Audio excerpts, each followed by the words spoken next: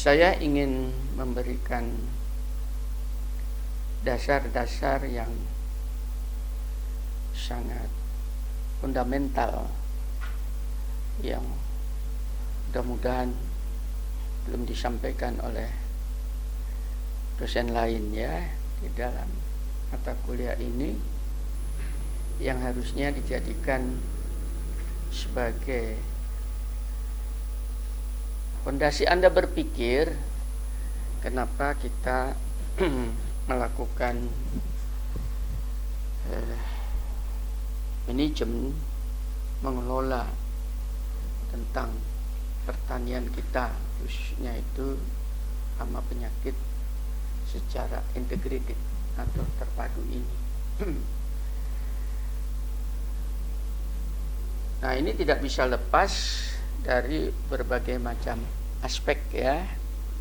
Ini kenapa aspek-aspek ini, karena pengendalian ini baru muncul belakangan kan, baru abad-abad mutakhir ini, abad modern, setelah kejadian-kejadian yang lalu, di mana kita itu mungkin terlalu rakus ya, manusia ini ingin makan sendiri di bumi ini. Tahu ingin makan sendiri, ya ingin makan sendiri, ingin makan, ini dapat sandang, pangan, papan sendiri ya, terlalu rakus. Akhirnya membuat sebuah konsepsi hidup di dalam bidang pertanian loh ini ya, yang dikenal dengan Green Revolution atau revolusi hijau. Ini konsepsi ini dikeluarkan oleh bangsa Amerika, orang Amerika yang kebetulan dia seorang expert di India pada saat itu, sehingga sekitar tahun 50-an, 40-an itu Green Revolution sudah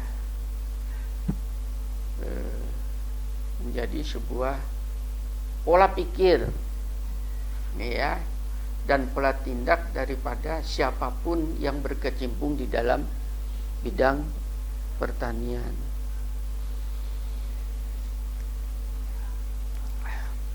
Jadi revolusi hijau, bukan bajunya yang hijau, tapi pengertiannya karena pertanian itu tanaman-tanaman warna hijau kan.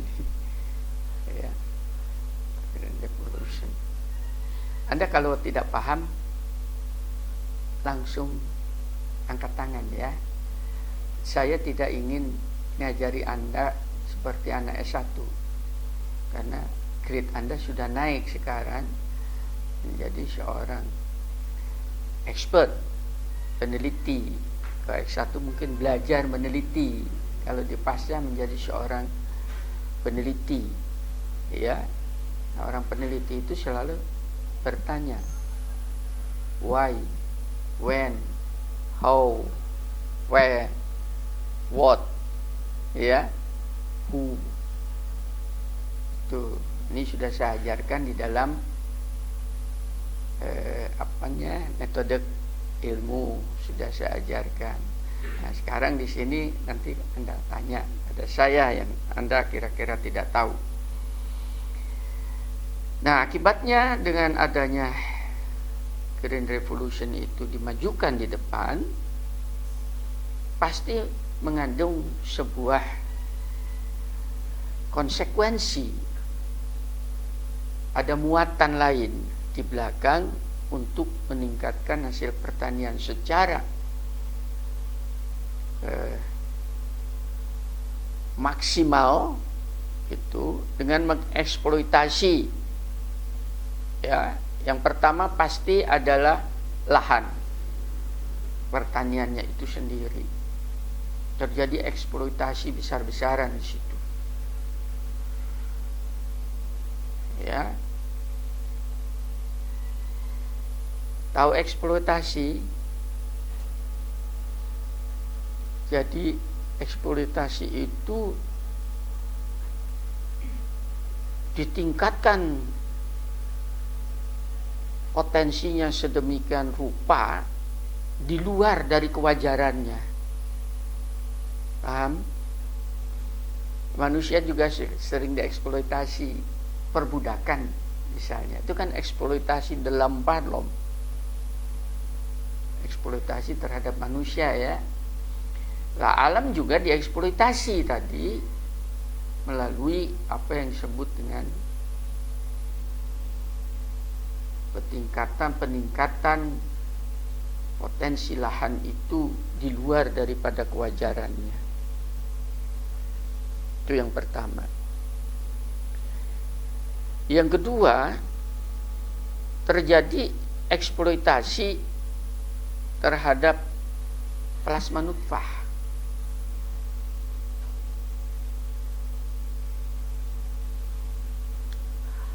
Dalam hal ini tentunya adalah tanamannya itu sendiri.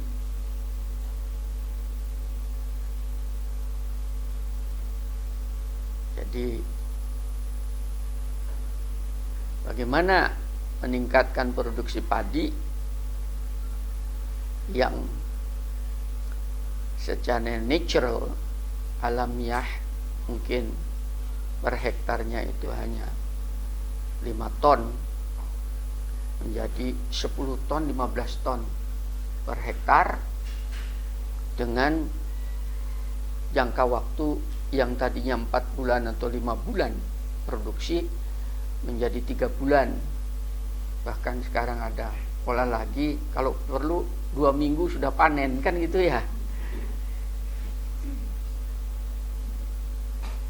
Kelihatannya gurauan ya, tapi bisa jadi kenyataan karena kita manusia mempunyai apa yang dinamakan teknologi. Itu. Ini bagi mereka yang ikut melihat YouTube. Ini kalau Anda mengikuti, ini berarti Anda sudah ikut kuliah pasca sarjana. Ya. Supaya tidak sarungan terus. Anda kuliah di dalam kampus seperti ini ya, supaya cerdas. Itu tadi. Makanya mengaji kitab itu ya ini. Ya. Ngaji itu ya gini kalau saya. Ini ngajinya Pak Ika itu ya gini ini. Bukan Qur'annya dibaca Anda, tapi begini ini. Supaya menjadi orang yang luas pengetahuannya ya. Tuh. Nah, 2 kan yang dieksploitasi. Yang pertama tadi apa? Lahan. Yang kedua plasma nutfah atau tanaman. Khususnya adalah tanamannya sendiri. Itu tadi. Saya katakan plasma nutfah karena waktu dia mau berbicara pertanian itu tidak hanya tanaman pangan. Iya. Kalau pertanian tanaman itu mulai dari rumput yang pendek sampai kelapa yang tinggi. Ya. Nah, kalau sekarang itu mulai di perkotaan, di atap-atap rumah sampai di tengah hutan kan sekarang ya, pertanian dalam bentuk tanaman. Tapi agriculture dalam bentuk luas itu termasuk perikanan, peternakan, kehutanan, ya. Makanya saya katakan plasma nutfah karena ganggang, ya, itu juga adalah merupakan plasma nutfah kan ya. Tuh.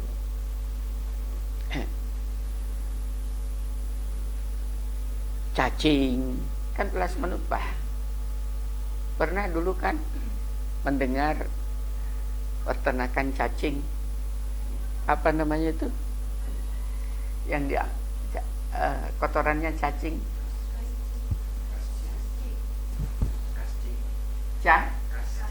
casting, bekasnya cacing. Ya itu sudah dulu kan rame ya. Itu Padahal cacing itu adalah merupakan sebuah plasma nutfah yang sifatnya adalah justru membantu perakaran, Kak, di dalam tanah, dieksploitasi, dikandangkan, gitu loh ya, itu. Nah, dua kan itu ya. Nah, yang ketiga, yang lebih mengerikan ini untuk saya adalah terjadinya eksploitasi terhadap apa yang disebut ekologi, ya, lingkungan, ilmu lingkungan, ekosistem, ilmu yang mempelajari ekosistem namanya ekologi, ya. Nah, tempat kehidupan itu tadi di dalam sebuah ekosistem itu dieksploitasi. Salah satu bentuk eksploitasi daripada ekosistem itu menjadikan dari ekosistem alamiah, halo, bisa diikutin ya, menjadi ekosistem buatan yang disebut dengan agroekosistem. Apakah itu yang dinamakan kolam ikan, sawah, kuma, ladang, ya,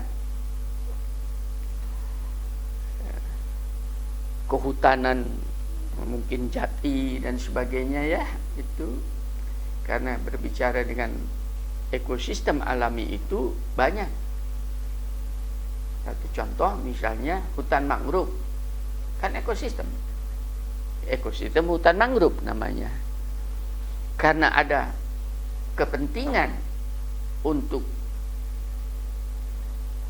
perikanan, yaitu membuat tambak, paham ya, maka banyaklah hutan mangrove kemudian dihancurkan, kan.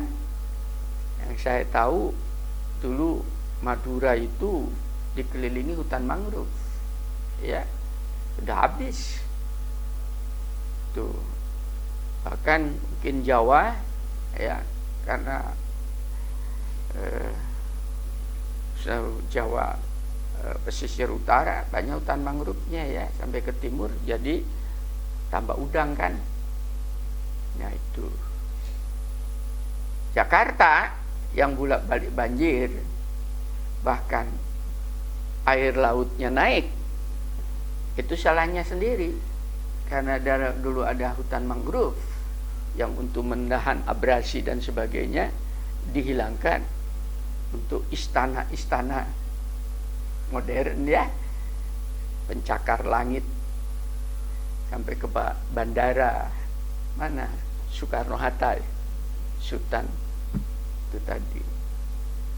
Nah, terjadilah sebuah eksploitasi, paham? Nah, lebih naifnya lagi, eksploitasi ini oleh manusia dilakukan tanpa ilmu pengetahuan yang memadai. Tahu memadai? Tanpa ilmu pengetahuan yang integrated, terpadu. Sehingga apa yang terjadi pada saat manusia itu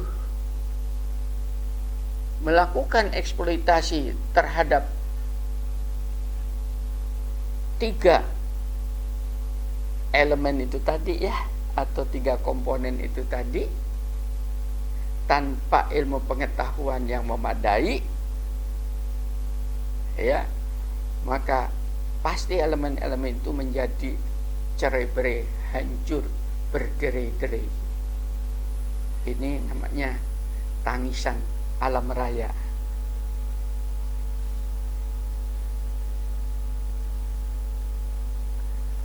Kehancuran itu dipercepat karena manusia juga dengan keterbatasan pengetahuannya itu, dia menghasilkan, mempunyai sebuah teknologi yang dahsyat, Paham ya? Yang kemudian teknologi itu digunakan tujuannya untuk mendapatkan satu titik, paham?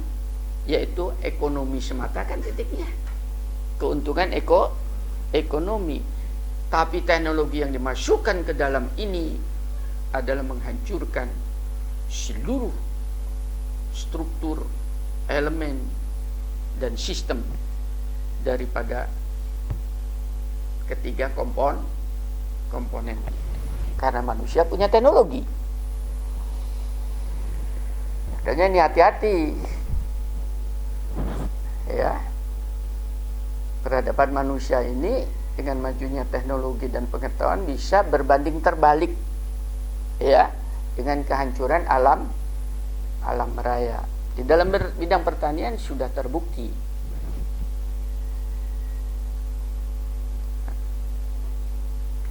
Yang secara langsung dirasakan di dalam bidang pertanian itu karena untuk mendapatkan hasil yang maksimal tadi, paham ya? Dengan mengeksploitasi tiga elemen itu tadi, salah satu di antara yang diinstruksikan adalah masuknya pestisida. Paham ya? Kita tahu pestisida itu artinya Said pembunuh atau membunuh, sida itu hama penyakit dalam hal ini, ya, pembunuh, hama, dan patogen penyebab penyakit. Pestisida namanya. Jadi bentuknya pestisida kan macam-macam ya. Kalau untuk serangga namanya insektisida. Kalau untuk jamur fungisida. Untuk cacing nematisida, ya. Kalau akarisida untuk apa itu? Tungau dan sebagainya, ya. Kalau untuk bakteri itu antibiotik, paham ya? Virus tidak ada sidanya, tidak ada alat untuk membunuh virus, belum diketemukan, ya. Nah itu bisa diikutin ini cara pemaparan saya supaya ini menjadi sebuah dasar. Nah, itu satu di atas, ya. Di bawah, karena tanaman-tanaman kita itu perlu makan,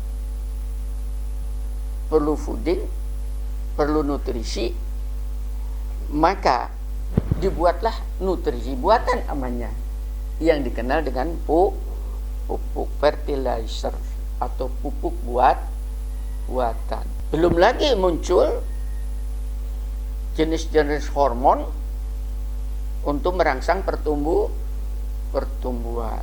Apakah itu hormon yang digunakan untuk memotong apa yang disebut dengan dormansi supaya tidak panjang, ya? Apakah itu hormon untuk mengeluarkan tunas dari mata tunas supaya terangsang dia cepat bertunas, ya? Contohnya mangga. Kan di kita ini keluarkan pada musim-musim tertentu, ya. Kan tidak setiap saat. Nah, kenapa tidak setiap saat? Bisa. Nah, sistem hormonalnya itu tidak terpacu untuk menstimulasi munculnya tunas. Dia ada bud, dalam bahasa Inggris itu mata tunas itu bud. Kalau tunas itu namanya shoot, ya, karena tunas itu bisa shoot, itu bisa jadi daun atau bisa jadi bunga. Bisa diikutin ya tadi. secara alami tanaman mangga misalnya itu tadi, atau tanaman apel atau tanaman buah-buahan yang lain, dia ada masa-masa di mana mata tunasnya dorman, tidak mau. Ngerti nggak ya? Kalau di Eropa, pernah ke Eropa? Tuh, kemana area ini? Kenjeran Surabaya.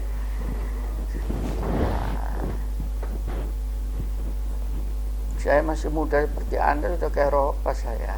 Sekolahnya di sana saya. Ya. Karena dulu untuk jadi dosen tuh tidak ada yang mau. Tidak ada yang mau jadi dosen. Karena istilahnya itu dosen. Gaweane sak dus, bayarannya sak sen. Itu dosen dulu, kecil bayarannya. Iming-iming. Sekarang bludak pengen jadi dosen. Iya. Itu. Padahal ditutup sudah. Namanya apa itu? Moratorium ya.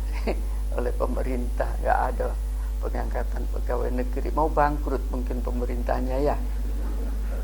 Itu. Makanya ada dosen-dosen kontrakan sekarang ya. Nah, di benua Eropa atau di daerah subtropis lah khususnya ya, tidak hanya selalu di Eropa kan, bisa saja di Asia ya, subtropis itu tadi. Maka secara alamiah, secara natural, bioritme daripada tanaman itu diatur oleh alam itu sendiri. Tadi kan saya berbicara tentang ekosistem ya. Melalui apa itu? Melalui perbedaan musim. Ada musim panas. Habis gitu ada musim gugur. Ya. Habis gitu ada winter, musim dingin. Tugas ya nanti ya, supaya Anda mengerti bagaimana tanaman cara menggugurkan daun. Kalau saya beritahu lagi nanti kalian blow on terus ya. Soalnya kalau daun-daun itu tidak digugurkan, maka begitu datang musim dingin akan terjadi kerusakan fundamental. Itu yang dinamakan frost. Daun itu menjadi beku. Dalam bidang kita itu juga adalah tanaman menjadi sakit oleh karena dingin. Paham ya? Non biologis itu, tapi oleh kondisi iklim atau cuaca dia menjadi beku. Nah, begitu matahari mulai terbit lagi, musim dingin dilewatin, maka mulailah masuk ke dalam musim semi. Yang namanya mata tunas tadi, karena mata tunas itu tahan terhadap frost, tahan terhadap dingin itu tadi, terstimulasi. Paham? Muncullah hormon-hormon yang menstimulasi terbentuknya tunas. Jadi tidak aneh kalau pada tanaman-tanaman tertentu pada musim semi itu tadi, maka dia berbunga bersama. Contohnya kalau di Jepang adalah sakura. Yang satu famili dengan sakura, tanaman apa itu? Ya tanaman pir, ya tanaman apel, itu satu famili ya. Nah, itu bersama-sama. Bukan daunnya yang keluar, akan tetapi bunganya. Jadi rupanya sikut-sikutan antara daun, aku disek, kan gitu ya. Bunganya yang keluar, paham ya? Itu tadi. Anda bisa membayangkan pengaturan seperti ini tadi alam sudah mengaturnya, pasti di situ ada skenario global. Yang skenario global itu diciptakan, dibuat oleh pembuat skenario itu sendiri. Paham ya? Kalau dalam film itu apa yang bagian mengatur pemain itu namanya? Sutradara. Ada sutradara bermain di situ. Bisa diikutin ya. Kan tidak mungkin alam bisa mengatur dirinya sendiri. Di situ ada sutradara yang mengatur.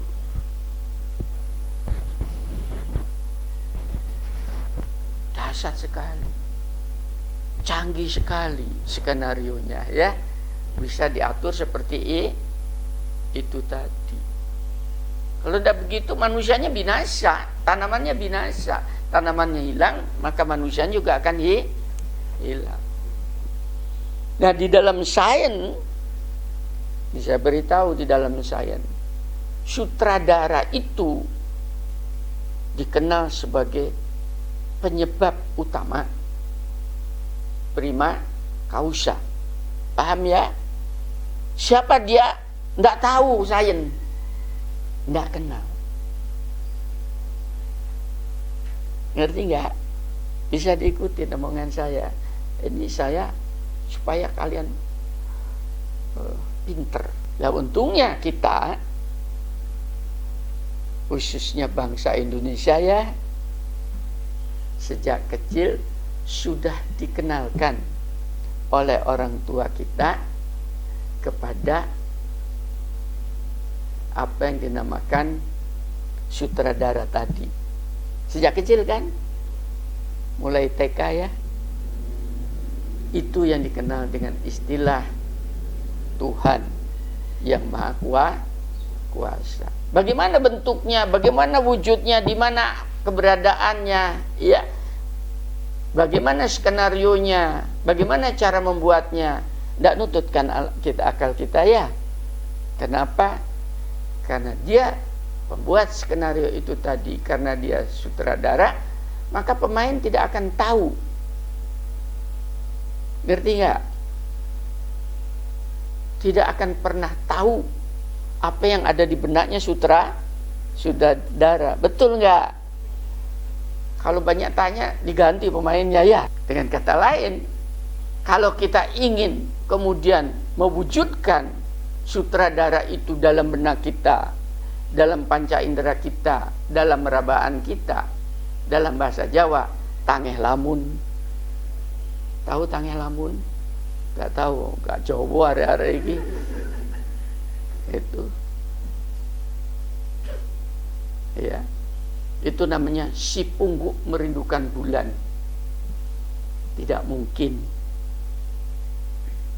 Karena dia pencipta akal, dia pencipta waktu, pencipta ruang. Tidak mungkin dia terjebak di dalam ruang dan waktu. Kalau dia terjebak di dalam ruang dan waktu, jelas dia bukan prima causa, dan dia bukan yang dinamakan Tuhan yang Maha Kuasa. Buktinya terjebak. Bisa diikutin. Makanya yang lalu saya kalau lihat Anda di dalam YouTube saya, kenapa orang selalu digiring ke tempat ibadah ya? Seakan-akan Tuhannya itu ada di dalam masjid, ada di dalam gereja, ada di dalam wihara dan sebagainya. Kan keliru. Paham ya? Itu. Kalau Tuhan berada di tempat-tempat itu, maka Tuhan yang tidak berdaya.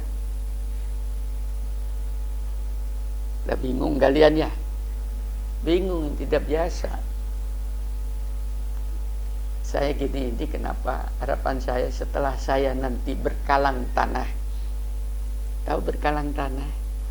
Masuk di dalam liang lahat. Harapan saya muncullah generasi muda yang lebih rasional di dalam hidup ini ya. Memanfaatkan yang namakan sains dan ontologi dan keyakinan Anda itu berjalan secara harmonis. Ngerti nggak? Biasanya ngopi saya itu, tapi karena nggak disiapkan. Sini dulu, ada yang mau tanya nggak? Nama siapa? Yang keras? Faisal. Faisal. Loh, Kak Faisal bimbingan saya ya? Iya, Pak. Sudah dibaca kemarin anunya? Sedikit, Pak. Oh, baca dong, Iya, Pak. biar cepat selesai. Ayo, apa? Apa, Pak, yang menjadi batasan eksploitasi, Pak, supaya tidak melebihi batas kewajaran dari tiap-tiap elemen, tiga elemen itu? Bagus pertanyaannya Faisal. Tadi saya selalu mengatakan eksploitasi. Bagaimana supaya kita itu tidak termasuk orang yang mengeksploitasi tiga elemen itu? Standarnya apa? Paham ya? Inilah yang dinamakan di dalam pest management ini tadi, pengendalian hama penyakit secara terpadu itu yang dinamakan, disebut dengan ambang ekologis. Paham? Kita harus mengenal apa yang dinamakan dengan ekosistem, equilibrium, keseimbangan ekosistem itu. Khususnya di dalam alam, di dalam ekosistem itu, Anda bisa melihat ekosistem itu pada dasarnya sebuah mesin biologis dan non biologis, paham ya? Biotis dan non biotis yang bekerja secara terpadu. Nah, dalam hal inilah manusia ini terus terang belum mengenal sama sekali. Saya beri contoh, di dalam ekosistem ada yang dikenal di dunia ini sebagai sebuah ekosistem kaya yang dinamakan tropical rainforest, yaitu hujan tropis karena adanya di daerah tropis. Amazon, Indonesia, mungkin Asia Tenggara ya, itu tadi, mungkin ada bagian beberapa di Afrika sudah mulai habis ya. Itu ternyata baru diketahui bahwa namanya tropical rainforest itu salah satu di antaranya adalah dia adalah merupakan paru-paru dunia. Paham? Kamu punya paru-paru? Ya. Untuk apa itu paru-paru gunanya? Hutan hujan tropis itu tadi merupakan paru-paru dunia. Karena dialah yang mengeluarkan oksigen. Paham ya? Dan dialah yang meresap juga CO2. Itu. Kan tidak mungkin itu dikutub. Karena oksigen itu diproduksi oleh tanaman melalui proses apa namanya? Fotosintesis. Yang lalu pun saya sudah mengatakan seberapa berharganya dari sisi ini sebagai paru-paru dunia itu tanaman untuk manusia. Ada yang pernah tahu? Anda menghirup udara itu kan tadi dari tanaman ya. Kalau dikonversikan untuk menghidupkan Faisal ini tadi, seekor Faisal, satu ekor kan Faisal ya, karena dalam taksonomi masuk kingdom animal. Untuk menghidupkan seorang ekor Faisal ini tadi, dia memerlukan oksigen, sementara oksigen dikeluarkan oleh tanaman. Pertanyaan saya, yang Anda serap, yang Anda hirup setiap hari dalam 24 jam itu kan dari tanaman. Gitu. Ekivalensinya, keseimbangannya kan berapa volume yang dihirup ya? Coba. Berapa tanaman yang harus tersedia untuk menghidupkan Siapa namamu? Anis. Anis. Kok namanya kok aneh ya? Pendengaran saya sudah, I'm getting old. Ya. Kalau dulu Ain sedang muda, dirasani 5 meter. Wah. Apalagi cewek yang ngerasani, mesti tak toleh. Wah. Ya. Romantis loh saya ini dulu waktu muda. Bentar merayu saya. Tapi tidak seperti kalian, rayuan gombal. Ini saya kasih intermezzo ya, supaya tidak terlalu, hidup ini enak kok. Untuk menghidupkan satu orang itu tadi, maka secara saintifik diperlukan ekuivalensi sekitar 10 pohon tanaman. Halo? 10 pohon tanaman. Jadi kalau Anda menanam misalnya tomat, walaupun tinggi, yang lain tidak ada oksigen, hanya dari tomat saja itu, misalnya di dalam greenhouse gitu, hanya tomat satu itu tidak sampai 1 minggu udah mati, karena tidak ada kekurangan. Sekitar 10 tanaman. Ngerti nggak? Manusia ini adalah termasuk makhluk yang rakus. Halo. Makanya dulu malaikat itu komplain ke Tuhan, ngapain ciptakan makhluk yang akan merusak bumi seisinya ya. Itu tadi. Ternyata benar kan? Rakus. Maka tegakkan pohon yang sudah dipelihara oleh Tuhan tadi. Kan bukan dirinya sendiri ya, di dalam ekosistem tadi ya, yang saya sebut tropical hujan tropis tadi ya, apa namanya, hutan hujan tropis itu tadi, kan ratusan tahun. Bahkan banyak tanaman-tanaman yang sudah mungkin ribuan di situ tahun ya. Saya pernah ke Melbourne, diajak jalan-jalan saya ke hutan eukaliptus, masuk hutan lebat sekali di situ. Ada pohon yang sudah katanya sudah hampir ratusan tahun dipelihara di dalamnya itu tadi ya. Nah, masalahnya sekarang tegakan-tegakan yang sudah ratusan tahun itu, datanglah manusia Nemasuen rakus itu, kemudian diukur panjangnya ke atas, paham ya? Lingkaran pohonnya diukur, maka dia sudah bisa melihat volume dari pohon itu. Tahu? Maka volume per meter itu dikonversikan kepada fulus. Ngerti nggak? Bisa ngukur tegakan pohon? Duh, belajar, bisa diukur. Bukankah kalian punya ilmu ukur sudut? Iya? Itu di bawah. Tegakan sekian sudah tahu. Satu tegakan itu berapa juta harganya. Paham ya? Udah. Belum lagi kita punya teknologi yang dinamakan pesawat terbang, sehingga disurvei berdasarkan kanopi di atas itu sudah tahu pohon apa yang dominan di dalam kawasan itu, berapa luas kalikan. Itu kalau di Kalimantan itu bukan puluhan hektar, akan tetapi jutaan hektar.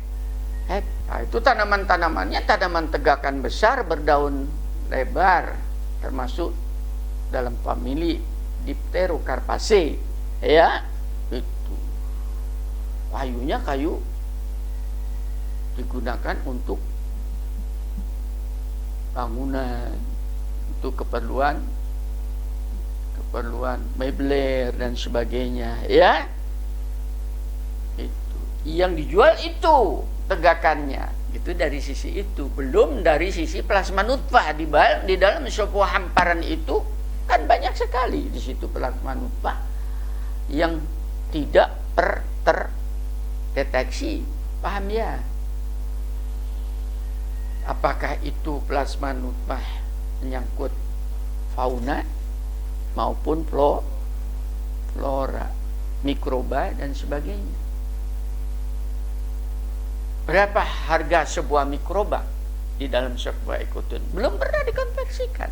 Adalah kalau Anda menjumput, tahu menjumput, bukan menjemput, menjumput, mengambil tanah 1 genggam, paham?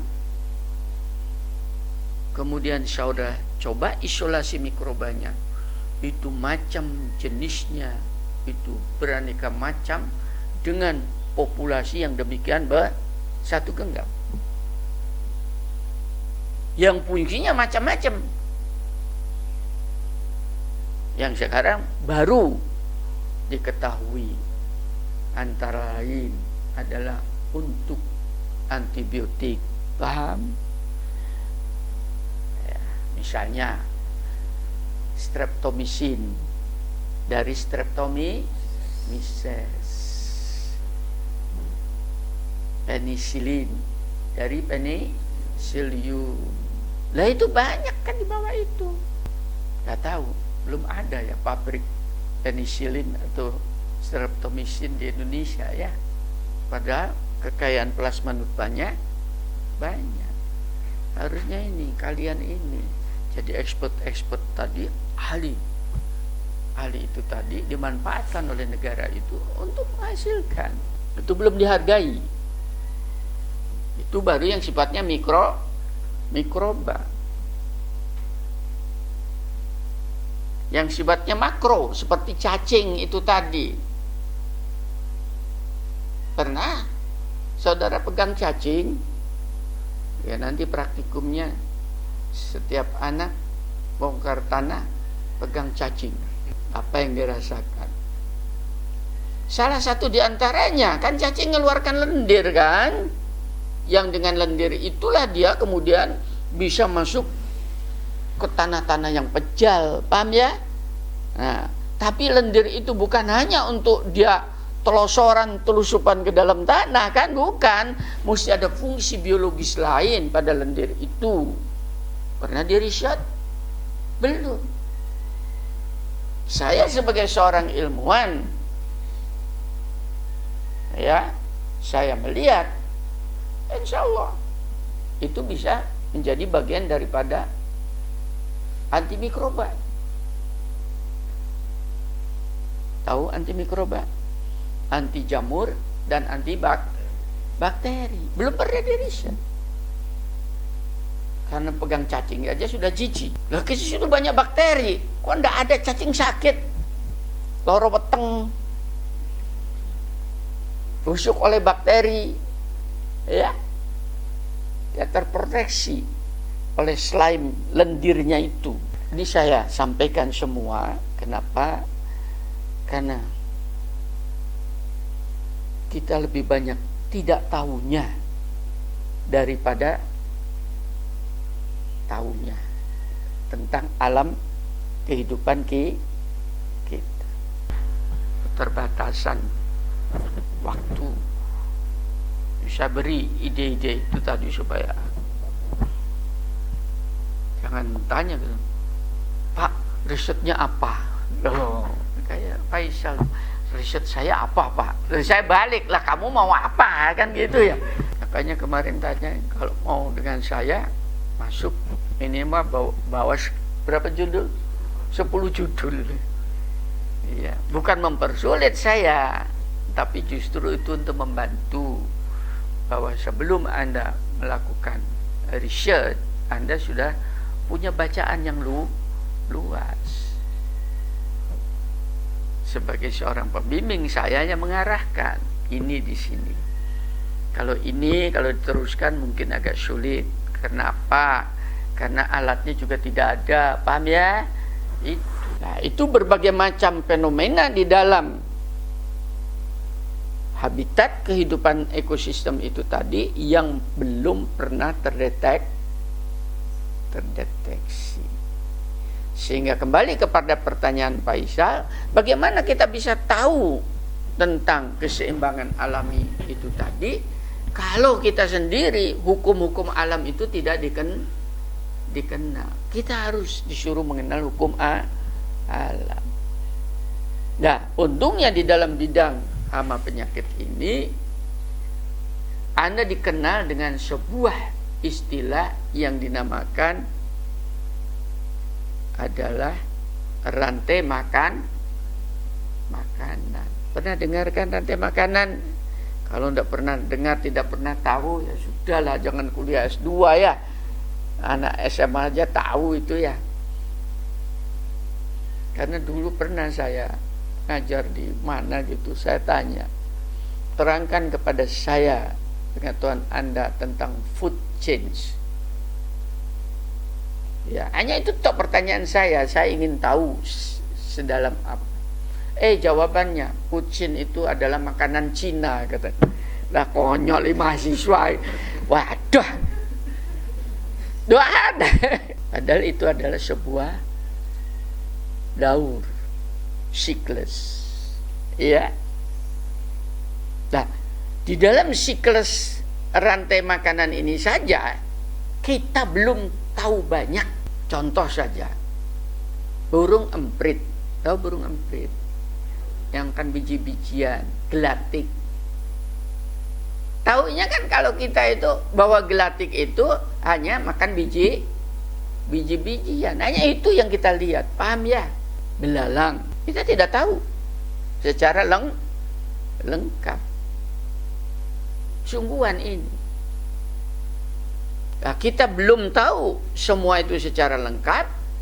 Kemudian kita mencoba untuk menghilangkan tadi, paham, keseimbangan alam tadi itu yang dinamakan rantai makanan itu dengan pengetahuan yang terbatas. Yang sudah kita rasakan adalah tadi yang namanya pestisida yang mau dibunuh oleh manusia itu hanya satu jenis, paham ya?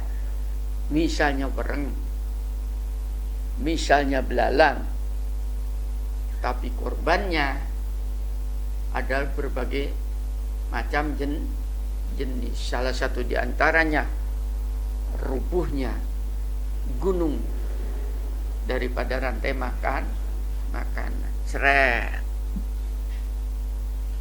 Ya karena ini sudah rubuh tadi seperti itu tadi, maka keseimbangan alam itu menjadi hancur kan, menjadi rusak. Jadi tidak aneh kalau tahu-tahu belalang meledak, tahu-tahu ada ulat ya sampai ke rumah-rumahnya orang kan ya, tahu-tahu muncul ya kupu-kupu kuning meledak di sebuah perkebunan dan sebagainya. Tidak aneh, karena yang dinamakan keseimbangan alami itu sudah hancur. Maka disinilah tugas Anda. Kenapa mata kuliah ini menjadi penting? Di mana letak kepentingannya? Karena di situ ada keterkaitan hukum-hukum yang sudah terbentuk di dalam alam ini, kaidah-kaidah, dalil-dalil yang sudah pasti di dalam alam itu, ya, yang kita tidak bisa menolak. Paham? Yang dalam bahasa saya itu yang dikenal dengan 3 in 1. Ada 3 hukum utama, paham ya, di dalam alam ini, akan tetapi menjadi sebuah unity, satu kesatuan. Khususnya di dalam bidang hama penyakit dikenal dengan segitiga penyakit atau disease triangle itu, ya. Itu 3 in 1.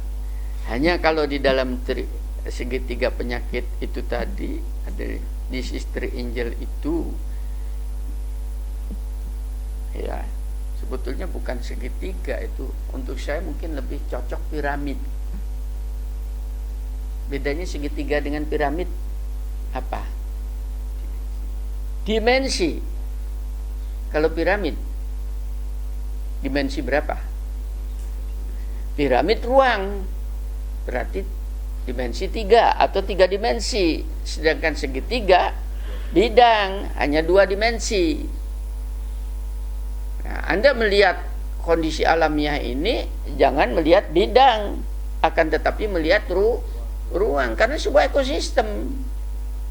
Ngerti nggak? Nah, sebetulnya kalau kita belajarkan begitu, bangsa-bangsa bahula, pendahulu abad-abad yang lalu, apakah itu bangsa Aztec, paham, di Amerika Latin, atau mungkin Pharaoh, Fir'aun, ya kan punya piramid kan, sampai sekarang ada buktinya ya.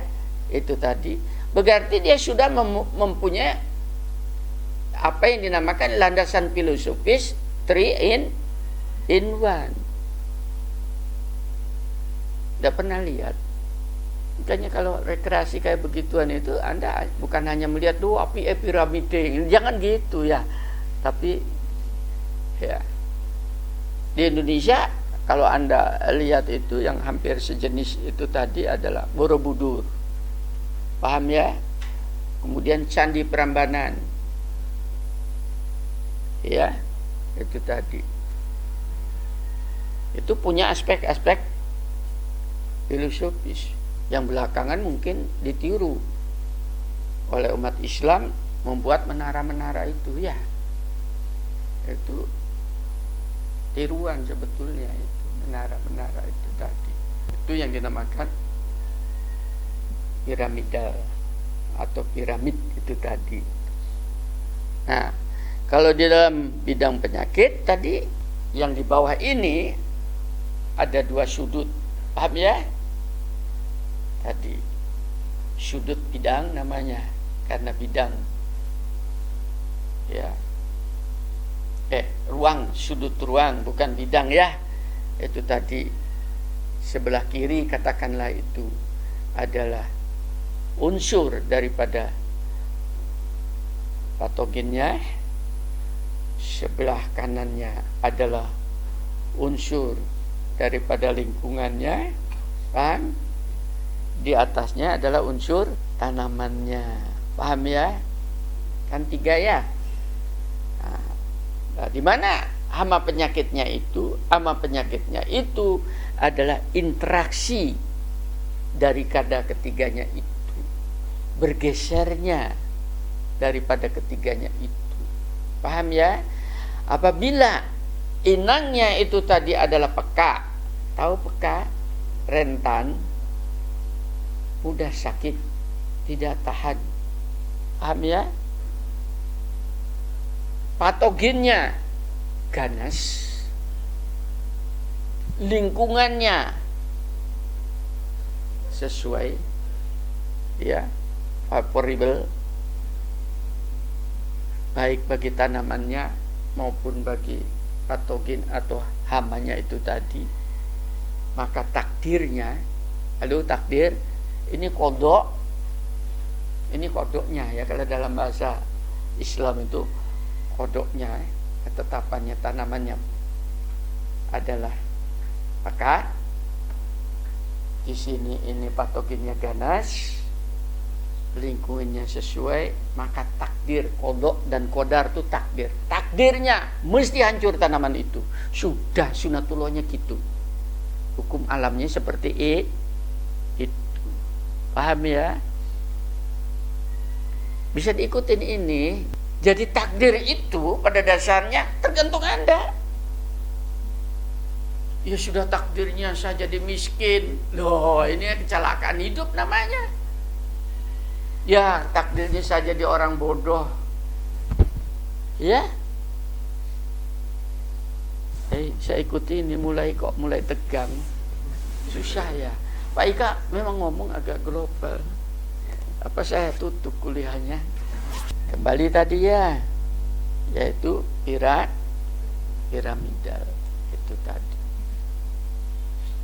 Nah, di mana letak piramidalnya itu di dalam bidang yang Anda pelajari itu bukan segitiga penyakitnya itu. Kalau segitiga penyakit itu selesai, tapi lebih daripada itu, bagaimana agar supaya unsur-unsur itu tadi tercover, tahu tercover, terprotek, masuk, terlindungin, terbaca semuanya secara bijak.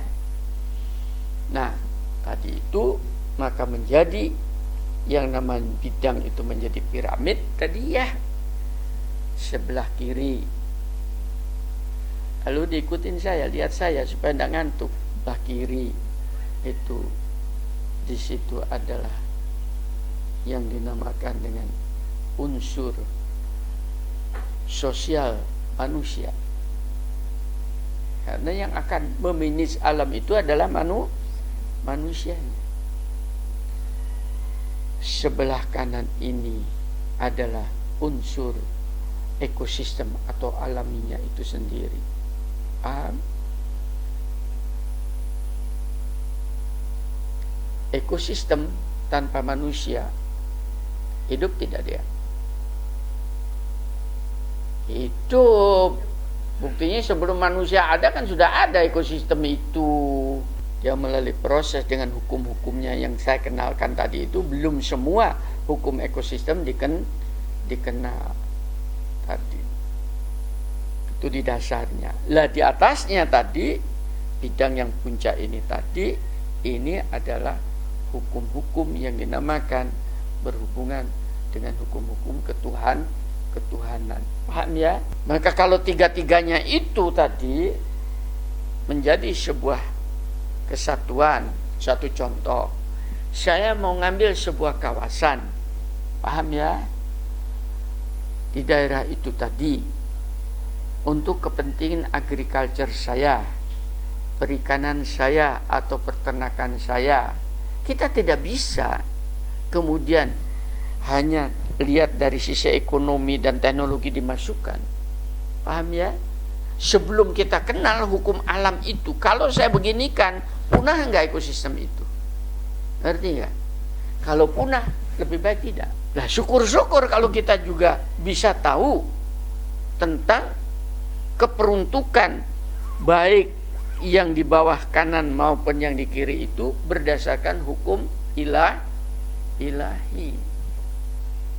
Nah, bisa diikutin tadi. Ya, ini tidak banyak dipelajari yang di atas. Kenapa tidak saintis tidak mau menyentuh ini? Mana sih? Ada yang dinamakan kitab suci ditaruh di laboratorium.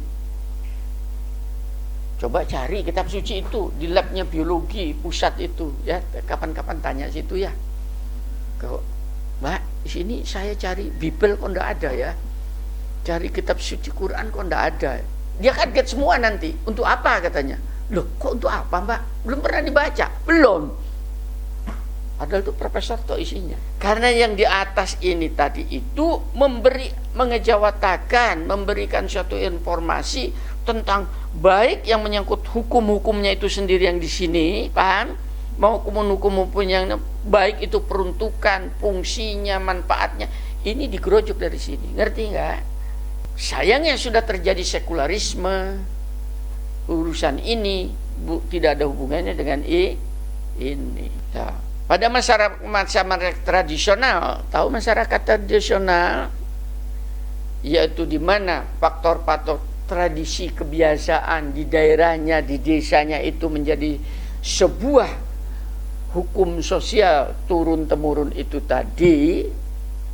Kondisi ekosistemnya stabil nggak? Halo? Stabil. Karena ketiga unsur itu dipadukan.